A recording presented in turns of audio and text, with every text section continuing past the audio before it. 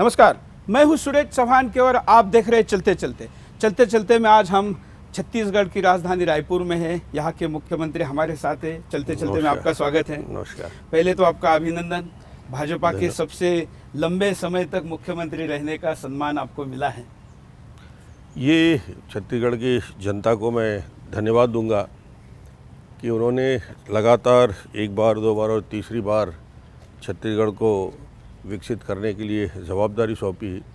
और आज मैं कह सकता हूँ कि इस 12 साल की यात्रा में जब 13वें साल में हम प्रवेश कर रहे हैं तो छत्तीसगढ़ को जो एक सपना इस देश के पूर्व प्रधानमंत्री माननीय अटल बिहारी वाजपेयी जी ने देखा था और छत्तीसगढ़ के निर्माण के पहले उन्होंने कहा था कि ये राज्य एक विकसित राज्य के रूप में तेज़ी के साथ आगे बढ़े, तो वो अटल जी का सपना छत्तीसगढ़ के 2,75,00,000 लोगों के सोच को आगे बढ़ाने का काम और ये दायित्व मिला। और आज मैं कह सकता हूँ वो छत्तीसगढ़ जिसने 7,000 करोड़ से अपने बजट से शुरुआत की और आज मैं कह सकता हूँ कि 75,000 करोड़ के काम हम छत्तीसगढ़ में कर रहे हैं। ये तो आपको इतना लंबा टाइम दिया सरकार, जनता ने, रिटर्न गिफ्ट क्या देंगे? इस गिफ्ट के बदले जनता को गिफ्ट क्या देंगे? छत्तीसगढ़ की जनता के लिए बड़ी योजनाओं की शुरुआत की, जो न केवल छत्तीसगढ़ के लिए बल्कि देश के लिए मॉडल है।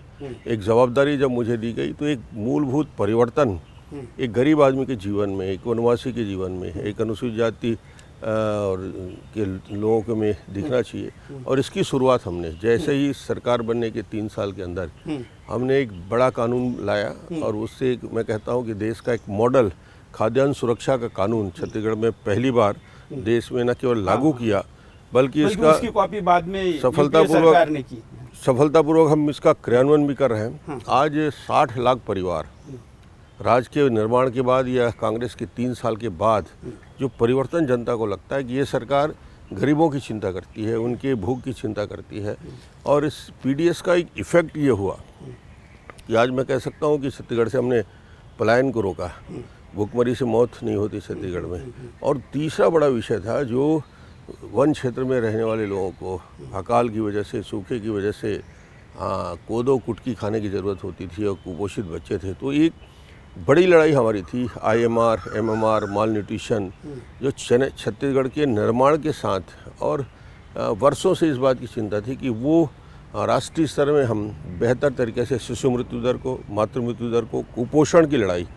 और पीडीएस की जो मूल भाव है, कोई वोट की राजनीति नहीं है, पीडीएस के मूल भाव रहा है कि हम छत्तीसगढ़ के लोगों को उनके जीवन में न केवल परिवर्तन लाएं बल्कि बच्चे की नई पीढ़ी की चिंता करें। और आज मैं कह सकता हूँ कि इस पीडीएस के बदौलत छत्तीसगढ़ में IMR, MMR, माल न्यूट्रिशन, पलायन, भूख से मौत एक बड़े उपाय हुए हैं जिसके हमने काम किया। दूसरे शुरू में इसकी काफ़ी निंदा भी हुई थी, पॉलिटिकल मुंह है, ये है, वो है। लोगों को लगता था कि पीडीएस कहीं दुनिया में सफल हुआ नहीं। तो मेरे साथी सहयोगी भी कहते थे दिल्ली में, जो अन्य मुख्यमंत्री हैं, कि ये पीडीएस का झंझट नहीं करना चाहिए, ये कभी सफल नहीं हुआ है। कैश ट्रांसफ़र कर सकते हैं जिसमें बेहतर हो सकता है। मैंने कहा नहीं, कैश ट्रांसफ़र का मैंने विरोध पहले से भी किया था कि पीडीएस में कैश ट्रांसफ़र मैं नहीं चाहूँगा। और मैं तो चाहूँगा कि खाद्यान्न उन तक पहुँचे। आज हम न केवल खाद्यान्न सुरक्षा की बात कर रहे हैं बल्कि पोषण सुरक्षा में हम चले गए, एक स्टेप आगे बढ़ गए। और उसमें हमने नमक जोड़ा है जो उनको वनवासियों के लिए सबसे बड़ी आवश्यकता है।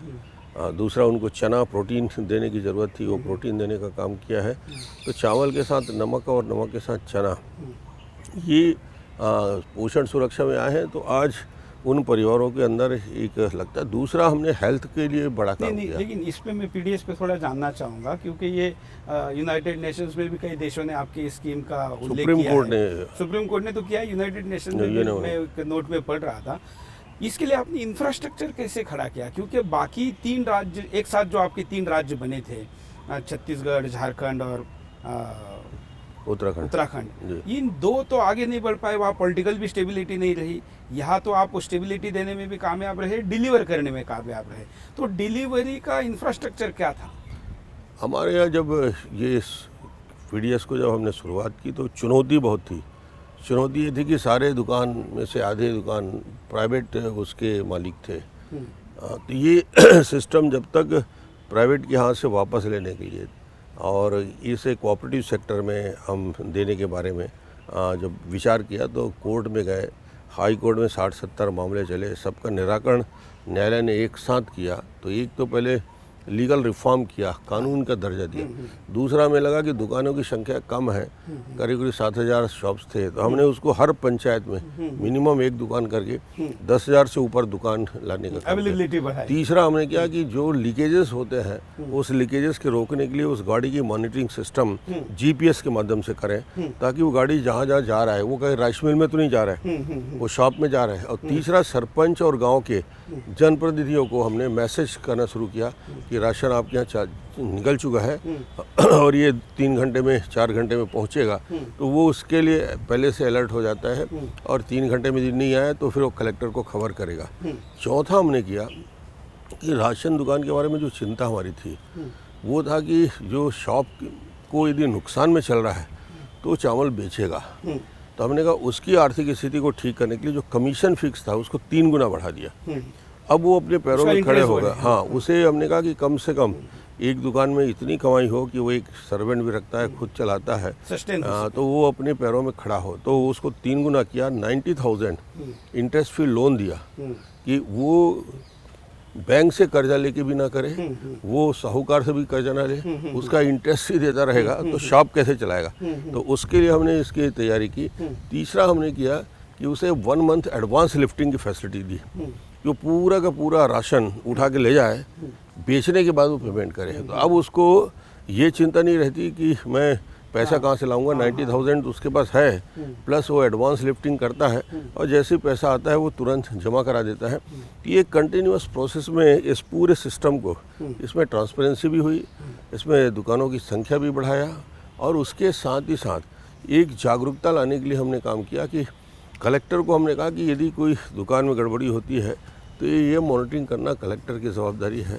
कहीं शिकायत आती है तो आपको पूछताछ की जाएगी। और हमने फ्री टोल नंबर दिया, किसी को भी यदि 7 तारीख तक चावल उत्सव करते हैं हम 7 तारीख को पूरे छत्तीसगढ़ में, अंतिम व्यक्ति तक चावल 7 तारीख तक उनको पहुंच ही जाना चाहिए। और उस दृष्टि से हमने चावल उत्सव किया। उसके बाद यदि चावल कहीं नहीं पहुंचा तो कलेक्टर को फ़ोन कर सकता है कि हमें चावल नहीं मिला, तो उसके ऊपर फिर कार्रवाई। तो ये 4-5 सिस्टम अलग अलग रिफॉर्म कानून में लाने का तो ही डिलीवर हो पाए। अच्छा, ये सारा करने में नक्सलियों का कोई विरोध या उसके अड़चन? एक अच्छी बात है कि PDS का उनको लगता है गांव से, गरीब से जुड़ा हुआ है, ट्रैवल से जुड़ा हुआ विषय है, तो नक्सलियों ने इस PDS का विरोध करने का हिम्मत नहीं जुटाया। कहीं कहीं कोशिश जरूर किया, मगर गांव वालों ने कहा नहीं, क्योंकि उनका हम भूख मर रहे हैं, चावल की ज़रूरत है, उत्पादन नहीं हुआ है, तो आप इसमें विरोध नहीं कर सकते। तो ये अच्छा विषय हुआ कि नक्सलियों ने भी शुरुआत में कुछ जगहों में कोशिश किया, और बाद में उन्होंने इसका विरोध करना बंद किया, क्योंकि गांव वालों का पूरा के पूरा एकजुट होके इस राशन दुकान से हमारे जुड़ गए थे। तो एक अच्छा असर हुआ। दूसरा हमने इसी में स्टेप उठाया कि आप पॉवर्टी एलिवेशन की बात करते हैं, पर कैपिटा इनकम बढ़ाने की बात करते हैं, मगर जितना हमारे पास संसाधन है उस आधार पे उसको खाने की व्यवस्था, उसके हेल्थ की चिंता, और हमने इसी में मुख्यमंत्री स्वास्थ्य सुरक्षा योजना जोड़ा, जिसमें छत्तीसगढ़ के रहने वाले सभी लोगों को, ये भी ऐसी योजना है जिसमें कोई ये सीमा नहीं रखा है कि SC ST को दें या OBC को दें, हमने फॉर ऑल, और ये 30,000 तक स्मार्ट कार्ड हर व्यक्ति को दिया, जिसमें किसी भी सरकारी अस्पताल में, किसी भी प्राइवेट अस्पताल में वो जाके इलाज करा सकता है, और फिर उसको अगले साल 30,000 तक की राशि उसको मिल जाएगी। तो दूसरा स्टेप हमने लिया जो दूसरे राज्यों में करने की दिक्कत थी, मगर हमने इसका पूरा नेटवर्क बनाया, और मुख्यमंत्री स्वास्थ्य सुरक्षा योजना आज अपने आप में छत्तीसगढ़ की एक बड़ी योजना है, जिसका लाभ छत्तीसगढ़ के पूरी आबादी ले रही है। तो ये योजनाओं को जो परिवर्तन आप कहते हैं, परिवर्तन ये है। तीसरा हमने कहा कि किसानों की एक बड़ी बात थी कि उनकी धान खरीदी की कोई व्यवस्था नहीं थी, औने पौने धान बिकता था, मंडी में कोई खरीदार नहीं था, और धान का उत्पादन, यानी छत्तीसगढ़ की पूरी इकोनॉमी धान पे आधारित है, पैडी पे आधारित है। और हमने इसको अध्ययन करने के बाद किया कि सरकार इसको खरीदेगी। पहले ये मुश्किल था कि हम गांव-गांव में कैसे खोलेंगे, मंडी तो बहुत कम है। फिर हमने कोऑपरेटिव सेक्टर में उन सभी जगहों को, जो 10-10 गांव के क्लस्टर थे, वहाँ पे कोऑपरेटिव के माध्यम से खरीदी की, और आज हम आरबीआई से कर्ज लेके 8,000 करोड़ पूरा पैडी 100% प्रोक्योर करते हैं। और न केवल पैडी प्रोक्योर करते हैं बल्कि 1 महीने के अंदर वो सारे के सारे 7,800 करोड़ रुपया उनके खाते में ट्रांसफ़र हो जाता है। कहीं कैश ट्रांजैक्शन नहीं है। किसान जितना भी उत्पादन करता है वो सारा अपना सोसाइटी में लाएगा, सोसाइटी में हमारी खरीदी होती है और उनको पेमेंट सीधे उसके बैंक के खाते में ट्रांसफ़र हो जाता है। तो तीसरा आर्थिक स्वावलंबन जो छत्तीसगढ़ के पूरी आबादी को हो, चाहे ट्राइबल हो, चाहे सामान्य किसान हो, चाहे पिछड़ा वर्ग का हो, उनका जो प्रमुख विषय था। तो हमने धान खरीदी करके उनको आश्वस्त किया कि सरकार धान को खरीदी करेगी। इसके लिए भी बहुत सारे सिस्टम हमको अपग्रेड करना पड़ा, नए गोडाउन बनाना पड़े, नए सोसाइटी हमने बनाए, वहाँ पे उनकी क्षमता बढ़ाई। क्योंकि 60 लाख 70 लाख मेट्रिक टन धान खरीदी करना, वो भी 2.5 महीने के अंदर, और उसको फिर पूरे को चावल बनाना, फिर उसको गोडाउन में डालना, फिर उसको पीडीएस में डालना, दूसरा उसको हम एफसीआई को देना। तो ये एक पूरा सिस्टम और ये साइकिल पूरा चलता है। धान खरीदी के साथ चावल बनाने के बाद पीडीएस में देना, पीडीएस में। तो ये छत्तीसगढ़ के लिए एक कंप्लीट साइकिल बनता है कि खरीदी से लेकर उनको डिस्ट्रीब्यूशन तक ये नेटवर्क हमने पूरे छत्तीसगढ़ में तैयार किया। तो मुझे आज खुशी है कि छत्तीसगढ़ में न केवल उत्पादन बढ़ा है बल्कि किसानों के आर्थिक स्थिति में भी परिवर्तन आया है। और इससे मैं कह सकता हूँ कि बाकी किसी भी राज्य से देश के, न केवल हम पुराने 3 राज्य जो हमारे साथ जिनका निर्माण हुआ है उसके साथ ही नहीं, देश के जिनको अपने आप को डेवलप राज्य या कृषि आधारित जिनकी अर्थव्यवस्था है उनसे जब हम तुलना करते हैं, अकेला राज्य छत्तीसगढ़ है जो पूरा पैडी न केवल प्रोक्योर करता है बल्कि उनको मिनिमम सपोर्ट प्राइस में एक दाना धान हम खरीदते हैं। लेकिन ये में फिर वो इंफ्रास्ट्रक्चर क्या, रोड या ब्रिज या बाकी जो चीज़ें, क्योंकि इतना सब कुछ करने के लिए तो जाना तो रोड से ही है। और जब राज्य बना था तो मध्य प्रदेश सड़क के लिए बड़ा बदनाम था। हम मध्य प्रदेश से अलग भी है और मैं आपको कह सकता हूँ कि जो चैलेंज था हमारा वो कनेक्टिविटी को लेकर ही हमारी पूरी तैयारी रही। और रोड कनेक्टिविटी सबसे बड़ी चुनौती थी छत्तीसगढ़ में। 1,36,000 स्क्वायर किलोमीटर का छत्तीसगढ़, लंबा चौड़ा क्षेत्रफल, और वहाँ पे सड़कों की हालत ख़राब, बिजली की हालत ख़राब। तो हमने पहला टारगेट किया रोड कनेक्टिविटी, फिर हमने कहा कि इलेक्ट्रिसिटी की कनेक्टिविटी, बिजली को जोड़ने का काम हमने शुरू किया, तीसरा रेल कनेक्टिविटी और चौथा टेलीकॉम कनेक्टिविटी। इस नए युग में ये 4 प्रकार के काम, कनेक्टिविटी का काम हमने नई योजना शुरू की। PMJSY तो चल ही रहा था, हमने मुख्यमंत्री ग्राम सड़क योजना शुरू किया, फिर हमने स्टेट बजट से सपोर्ट किया है, एन्युटी के माध्यम से हमने रोड कॉरपोरेशन बनाया, स्टेट बजट का सपोर्ट किया। तो मैं आज कह सकता हूँ कि छत्तीसगढ़ की सड़कें हिंदुस्तान के किसी भी राज्य से कितना % पहुँच गए आप? आज मैं कह सकता हूँ कि जो छत्तीसगढ़ के जो गांव की सड़कें हैं वो हमने जोड़ने में सफलता हासिल की। आज यदि 20,000 गांव हैं तो हमारे अधिकांश गांव, कुछ इलाके को छोड़ दें तो 24 घंटे या पूरे साल भर के उसमें आवागमन होता है। कुछ विलेज की अंदर की कनेक्टिविटी बाकी है। और रोड कनेक्टिविटी में हमने पूरे छत्तीसगढ़ में, वो चाहे जिला मुख्यालय हो, ब्लॉक मुख्यालय हो, बड़े हमारे गांव हो, सबको किया। और मुख्यमंत्री ग्राम सड़क योजना से हमने छोटे छोटे गाँव को कनेक्ट करने का काम किया। इसमें गवर्नमेंट ऑफ इंडिया की भी मदद मिला, PMJSY से हमें काफ़ी फंड मिला। और अभी हम आने वाले 2 साल 2.5 साल के लिए 35,000 करोड़ की कार्य योजना पे काम कर रहे हैं। 35,000 करोड़ के सड़क हमके आने वाले 2 साल में बनाना है। इसमें बड़े नेशनल हाईवे भी हैं। माननीय गडकरी जी ने बहुत पैसा छत्तीसगढ़ को दिया है। तो हमारे यहाँ से लेकर जगदलपुर से दंतेवाड़ा से आगे बीजापुर और कोंटा तक, भोपालपट्टनम तक, सभी जगह खुशी इस बार की है कि इस बार सड़क का निर्माण हो रहा है। पहले बस्तर में सड़क के निर्माण को रोकते थे, अब सड़क का निर्माण भी गति से हो रहा है। सरगुजा में यहाँ से लेकर बिलासपुर से लेकर रायगढ़, कोरबा और अंबिकापुर तक NH को हम बहुत बेहतर तरीके से डेवलप कर रहे हैं। ये कनेक्टिविटी ने इस यहाँ के जीवन में, यहाँ की इकोनॉमी में ज़बरदस्त परिवर्तन लाया है। और दूसरा हमने एक शुरुआत की रोड कनेक्टिविटी के साथ रेलवे कनेक्टिविटी। जहाँ जहाँ रेलवे जाता है, जहाँ जहाँ पटरियाँ बिछती है, तो मैं कहता हूँ कि रेल की जो पटरियाँ हैं वो किसी राज्य की हाथ की रेखाएं हैं। वो जितनी लंबी होगी वो राज्य उतना ही मजबूती से बढ़ेगा। तो इस रेखा को बढ़ाने का काम आप आश्चर्य करेंगे कि पिछले 50-60 सालों में छत्तीसगढ़ में या 150 सालों में रेलवे का जब से विस्तार शुरू हुआ, छत्तीसगढ़ में सिर्फ 1260 किलोमीटर रेलवे लाइन बना था। हमने कार्य योजना बनाई है, आने वाले 6 साल में हम 1300 किलोमीटर रेलवे लाइन का विस्तार करेंगे। यानी कहाँ 150 साल में जो सड़कें रेलवे बनी और आने वाले हम 6 साल की कार्य योजना है जिसमें काम चल रहा है। तो केंद्र का विषय है वैसे देखा जाए तो। ये पहले तो केंद्र का विषय ही था और कभी हमें फंड मिलता नहीं था। मुझे मुख्यमंत्री बने 12-13 साल हो गए, जब तक कांग्रेस की सरकार थी रेलवे का विस्तार में 1-1 किलोमीटर के लिए हमको मांगना पड़ता था। हमने इसके लिए एक कार्य योजना छत्तीसगढ़ में बनाई। हमने कहा अकेले केंद्र सरकार से या रेलवे से काम नहीं होगा। हमने एक मॉडल बनाया जिसमें PPP, हमने उसमें पब्लिक सेक्टर की सारी कंपनियों को जोड़ा। यहाँ जो बड़ी कंपनियाँ काम कर रही है, NMDC काम कर रही है, यहाँ पे सेल काम कर रहा है, यहाँ पे दूसरे प्राइवेट सेक्टर के लोग काम कर रहे हैं, स्टेट गवर्नमेंट को पार्टनर बनाया, रेलवे को, इरकॉन को पार्टनर बनाया। सब मिलकर हमने कहा कि एक ऐसा फंड बनाया जिसमें SPV, स्पेशल पर्पस व्हीकल बना के, और इसमें सभी की फंडिंग करके।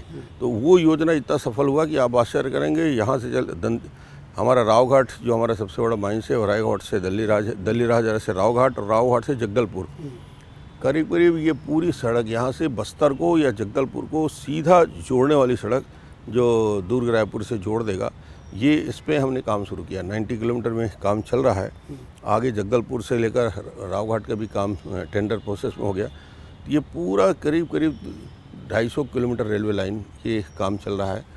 सरगुजा और बिलासपुर में और रायगढ़ में भी हमने रेलवे के 3 कॉरिडोर बनाए हैं। मैंने इस पर स्टोरी पढ़ी थी, थोड़ा आपसे सुनना चाहूँगा, क्योंकि देश में जनरली ऐसा होता नहीं है कि वहाँ पर जो विस्थापित हुए लोग, उन लोगों को सरकारी योजनाओं पे जनता का भरोसा नहीं रहता, वो अपनी जगह छोड़ना नहीं चाहते, लेकिन शायद आपने पहले से उनकी व्यवस्था की और फिर उनको वहाँ से जाने के लिए कहा।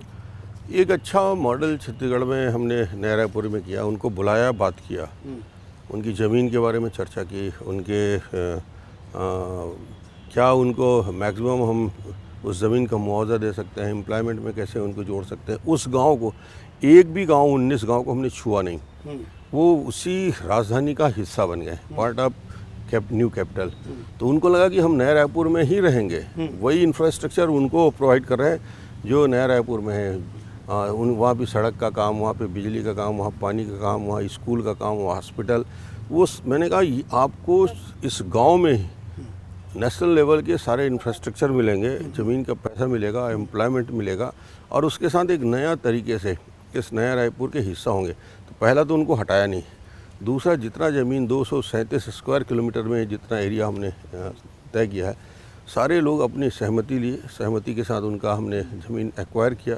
ज़मीन एक्वायर करने के बाद वो आज शेयर कर रहे हैं, छत्तीसगढ़ के रायपुर के हिस्सा भी हैं, और कहीं विवाद नहीं हुआ। इस युग में शायद पहला उदाहरण मुझे लगता है कि इतना बड़ा सहयोग नहीं मिलता। तो नया रायपुर की कल्पना, सरकार अगर अप्रोच अच्छा रखे तो क्या हो सकता है, ये सबसे अच्छा होगा। उनके साथ ही बैठकर, उनके मन से और उनके विचार से ही किया। और मैंने कहा किसी को हटाएंगे नहीं, आप वहीं रहेंगे जहाँ हैं, आपको कहीं विस्थापित करने की नीयत नहीं है, और इसी विकास की क्रम को आगे बढ़ाए हैं। तो आज कोई बड़े इंटरनेशनल ब्रांड्स या बाहर के कुछ ऐसे लोग भी आए हैं आने का? आज तो मैं कह सकता हूँ कि हमारा सचिवालय है, डायरेक्टरेट काम कर रहा है, इंटरनेशनल स्टेडियम बन गया, पुट्टापर्ती साई संस्थान का एक हॉस्पिटल जो अपने आप में देश का अनूठा हॉस्पिटल है, फ्री ऑफ कॉस्ट, जहाँ पे बच्चों का ऑपरेशन होता है हार्ट का, वहाँ कभी रसीद नहीं लिया जाता। 4000 बच्चों का हार्ट का ऑपरेशन वहाँ पे हो चुका है। सारे नेशनल इंस्टीट्यूट जो हमारे हैं वहीं पे, ला यूनिवर्सिटी हमारा वहीं पे, IIM वहाँ पे आ रहा है। तो वो सारे इंस्टीट्यूट को हमने डेवलप किया, और IT सेक्टर के जितने बिग प्लेयर्स हैं उनको हमने वहाँ इनवाइट किया। IT के लिए अलग जोन बनाया। अब वहाँ पे इन्वेस्टर नॉन पॉलिटिंग इंडस्ट्री में IT के लिए वो मोबाइल बना है, लैपटॉप बनाना है, केबल बनाना है, दूसरे कंपोनेंट बनाना है, सबको हम वहाँ डेवलप कर रहे हैं। उसके साथ ही साथ अलग अलग सेक्टर में अलग अलग काम हमने वहाँ पे तय किया। हाउसिंग अलग है, कमर्शियल अलग है, रेजिडेंशियल अलग है, जंगल सफारी वर्ल्ड का एशिया का सबसे बड़ा बॉटनिकल गार्डन वहाँ पे है, अब गोल्फ कोर्स भी वहाँ पे आ रहा है। तो ये एक कंप्लीट मॉडल शहर के रूप में, नए टाउन के रूप में विकसित हो रहा है, जहाँ कर्मचारियों के लिए हमने आवाज़ दिया, कम कीमत में उनको दिया। और अब माननीय प्रधानमंत्री जी की जो ड्रीम प्रोजेक्ट है, सबके लिए आवास। Affordable home. हाँ, तो 1 रुपया स्क्वायर फीट में नया रायपुर में जगह उनको गरीबों के लिए दिया। अच्छा। और 30,000 मकान अच्छा। उनके लिए जो सोच नहीं सकते थे कि नया रायपुर में कभी देखेंगे, तो वो सीमलेस सोसाइटी जो बोलते हैं, हाँ। कि कहीं ऐसा नहीं है कि अभिजात वर्ग के लोग ही रहें, बड़े लोग ही रहें, वो लोग भी रहेंगे जिनकी क्षमता कम है, उनको भी सरकार के तहत 30,000 लोगों को, गरीब लोगों के लिए सरकार सब्सिडी दे रही है। गवर्नमेंट ऑफ इंडिया की सब्सिडी, हमारी सब्सिडी, तो 7-8 लाख के मकान उनको 4 लाख में मिल रहे हैं। तो ये उनको एक नया रायपुर का हिस्सा बनाने का काम, आज उनको भी ये गर्व होता है कि हाँ, हम भी नया रायपुर के में आवास करेंगे, और उनके लिए भी प्री स्ट्रक्चर से काम चल रहा है। और आने वाले समय में ये काम जब पूरा हो जाएगा तो एक विकसित कैपिटल के रूप में, एक मॉडल स्मार्ट कैपिटल के रूप में आज भी लोग आ रहे हैं, अध्ययन कर रहे हैं। कई मुख्यमंत्री आ गए जिन्हें अपना नया राज्य बनाना है। नहीं, तो ये सब कुछ करने के लिए, क्योंकि आप इतनी योजनाएं बता रहे हैं, इसके लिए तो बहुत पैसा चाहिए ना। हाँ, ये क्योंकि पैसे कहाँ से आएंगे ये भी तो बताना जरूरी है। ये चुनौती थी संसाधन। हाँ। क्योंकि छत्तीसगढ़ नया राज्य है, और नए राज्य में सबसे बड़ी चुनौती थी आर्थिक संसाधन हम कैसे जुटा पाएंगे। तो मुझे लगता है कि इस चुनौती को सामना करने के लिए इस पर भी हमने स्टेट बजट के ऊपर बहुत ज़्यादा हमने आर्थिक बोझ ना पड़े, इसके लिए अलग अलग मॉडल पे हमने काम शुरू किया। जिसमें छत्तीसगढ़ के रोड डेवलपमेंट कॉरपोरेशन है, छत्तीसगढ़ हमारा ग्रीन डेवलपमेंट मंडल है, एक नया NRDA जो रायपुर के डेवलपमेंट कर रहा है, NRDA को कहा, उनको विकसित भूखंड जब ज़मीन दिया तो उन्होंने उसको डेवलप करके उसको सेल भी करना शुरू किया, कमर्शियल प्लॉट बेचना, होटल के लिए हमने बेचना शुरू किया। मैंने 5 तो साल पहले और अभी ये जो उसकी इकोनॉमी थी कि एक बार हमने फंड दे दिया, फिर उसे वो अलग अलग इंस्टीट्यूशन से, राष्ट्रीय स्तर के संस्थान से वो कर्ज भी लेते हैं, उसको रिटर्न भी करते हैं। तो एक ऐसा मॉडल जिसमें बहुत बड़ा बोझ सरकार के ऊपर ना पड़े और वो अपने आप में स्टेब्लिश हो जाए। बहुत से NRI या मतलब अभी आपने इसको नेशनल ब्रांड तो बना ही लिया है, लेकिन इसको global brand, Chhattisgarh global brand, इस दिशा में जाने की क्या योजना है? ये एक छत्तीसगढ़ की पहचान अंतर्राष्ट्रीय स्तर में हो, और ख़ास तौर से हमारा नया रायपुर उस दिशा में आगे बढ़े। तो हमने अभी हमारी चाइना की यात्रा हुई, अन्य हम स्टेट के कैपिटल में जा रहे हैं, वहाँ के लोगों से बात कर रहे हैं कि नए सेक्टर में इन्वेस्टमेंट के लिए, वो चाहे FDI के रूप में आए, चाहे हमारी जो पॉलिसी है उस पॉलिसी में हमने मूलभूत परिवर्तन किए हैं। ईज़ ऑफ डूइंग बिजनेस में हिंदुस्तान में तो RBI कहता है कि वी आर नंबर 4th, हम ईज़ ऑफ डूइंग बिजनेस में 4थे स्थान में हैं। हमारी इंडस्ट्रियल पॉलिसी इतनी फ्रेंडली है कि इन्वेस्टमेंट के लिए कोई उनको दिक्कत नहीं होती। तो अब एक नया वातावरण निर्माण हुआ है कि हम नए सेक्टर, क्योंकि स्टेबिलिटी के बाद वो चाहिए ना, आप खुद पब्लिसिटी नहीं चाहते, इसलिए कहीं पब्लिसिटी में राज्य पिछड़ जा रहा है, ऐसा नहीं लगता? अब मुझे लगता है वक्त आ गया है कि हम लोग, नया राज्य था तो बहुत धीरे धीरे लोगों तक जाने का काम कर रहे हैं, और अब जो छत्तीसगढ़ का स्वरूप आया है तो लोगों का आकर्षण भी बढ़ा है और कुछ करके दिखा दिया, तो अब लोगों के पास जाने का समय आ रहा है। तो इसको पब्लिसिटी करनी चाहिए, ज़्यादा से ज़्यादा हम लोगों के पास जाएंगे, मीडिया से बात करेंगे, दूसरे हमारे कैपिटल से और दूसरे राज्यों से भी लोग आ रहे हैं, बाहर से भी डेलीगेशन आते हैं जो नया रायपुर का अध्ययन करते हैं, देखते हैं इस मॉडल को। तो अब वो वक्त आ गया है कि हम उस दिशा में आगे बढ़ रहे हैं, और थोड़ा ज़्यादा एक्सपोजर छत्तीसगढ़ का हो, ज़्यादा लोगों की जानकारी में हो, खासतौर से इन्वेस्टमेंट के लिए भी और दूसरे सेक्टर में। खास करके विदेश वाले जो लोग हैं, भारत में जो आना चाहते हैं, उनको आने के बाद 2 चीज़ों की सबसे बड़ी दिक्कत होती है। पॉलिटिकल स्टेबिलिटी चाहिए, जो कि आपके यहाँ है, एक इंफ्रास्ट्रक्चर चाहिए जो आपने ऑलरेडी बनाया है। तो अब नेक्स्ट काम है आपका कि आई कैचिंग, उनको छत्तीसगढ़ में विश्वास निर्माण हो और उन तक ये बात पहुँचे। ये बात ज़रूर है कि हम अब अपने आप को अलग अलग जगहों में भी जा रहे हैं, एग्जीबिशन में जा रहे हैं, इंटरनेशनल फेयर में भी जा रहे हैं। अब हम शोकेस के रूप में छत्तीसगढ़ को प्रस्तुत कर रहे हैं। ये हमारी पॉलिसी, ये हमारी स्ट्रेंथ, ये छत्तीसगढ़ में कि हम ना केवल लो कॉस्ट, यानी हमारे पास जो पावर है, हमारे पास लैंड है, स्किल, मैन पावर है, ईज़ ऑफ डूइंग बिजनेस के साथ लो कॉस्ट ऑफ हमारा इंडस्ट्रियल जो डेवलपमेंट है, ये दोनों कामों में कि न केवल पॉलिसी के अंतर्गत बल्कि ईज़ ऑफ डूइंग बिजनेस के साथ हमारे जो कम लागत में वो यहाँ पे व्यवसाय कर सकते हैं, ये दोनों फैसिलिटी एक साथ उपलब्ध है।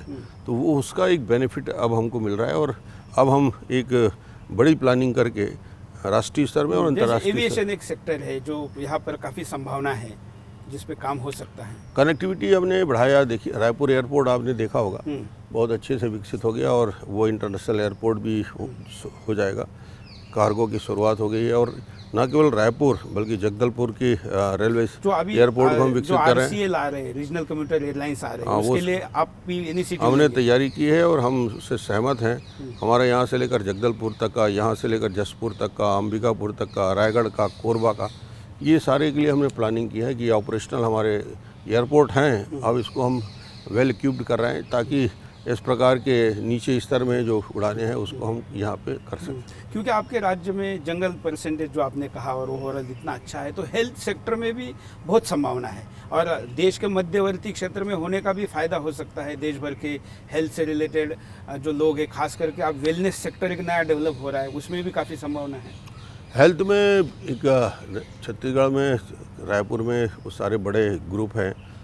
ऑल इंडिया मेडिकल इंस्टीट्यूट भी यहाँ पे आ गया है। मेडिकल कॉलेज की संख्या हमने बढ़ा दी, 6 हो गए हैं और सारे बड़ी कंपनियाँ जो इस हेल्थ सेक्टर में काम कर रही हैं, बड़े हॉस्पिटल यहाँ पे हैं। तो मुझे लगता है कनेक्टिविटी और कनेक्टिविटी के साथ हेल्थ की सुविधा है तो वो आसपास के राज्यों के बीच में छत्तीसगढ़ का एक बड़ा स्थान रहेगा। चलिए, आज मतलब आपके लिए जो सवाल हमने सोशल मीडिया में डाला था, विशेष बात रही। मेरे दर्शक भी पूछेंगे कि मैंने नेगेटिव कुछ नहीं पूछा, जबकि सच बात यह है, दर्शकों के लिए भी मैं बताना चाहता हूं कि सोशल मीडिया पर भी आपके बारे में नेगेटिव सवाल नहीं आया। इसका राज क्या है? मतलब लोग आपके विरोधक कहते हैं कि आप लोगों को, मीडिया वालों को मैनेज करते हैं, लेकिन समाज के लोग भी आपको विरोध में नहीं पूछते। इसका राज क्या है? देखिए, मैंने पहले दिन से ये सोच हमारी रही है कि हम सिर्फ पॉजिटिव थिंकिंग को लेकर ही काम करेंगे, नेगेटिव विषय को राजनीति का हिस्सा नहीं बनाएंगे। चाहे वो किसी भी राजनीतिक दल का हो, किसी भी क्षेत्र का हो, हम सबको साथ लेके चलेंगे। और खुद यदि हमने अपना डेवलपमेंट की तरफ यदि हमने पूरा फोकस किया और नेगेटिव पॉलिटिक्स से दूर रहे, तो मुझे लगता है समाज में सबसे जुड़ने का काम होता है और हमारा काम सबको जोड़ने का है। सबका साथ सबका विकास मोदी जी कहते हैं, तो उसका क्रियान्वयन हम लोग छत्तीसगढ़ में कर रहे हैं। चलिए, आपकी सारे प्रयासों को हमारी शुभकामना है। बहुत बहुत और आप अभी बीजेपी के सबसे लंबे मुख्यमंत्री के तौर पर जो आपने रिकॉर्ड बनाया, तो अभी इसके बाद ज्योति बसु का रिकॉर्ड है, उसको भी आप मोड़ें। बेहतर करना है, हर दिन अच्छा करना है, यही लक्ष्य लेके चलेंगे तो सब ठीक। धन्यवाद।